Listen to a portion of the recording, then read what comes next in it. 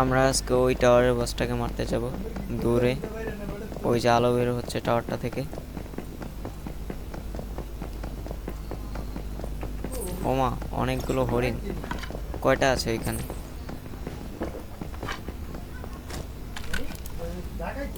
একটা, দুইটা, তিনটা, তিনটা, চারটা, পাঁচটা, মোটমাট 5টা হরিণ ছিল।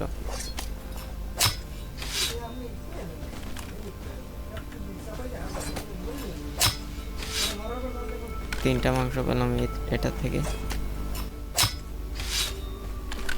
তিনটা।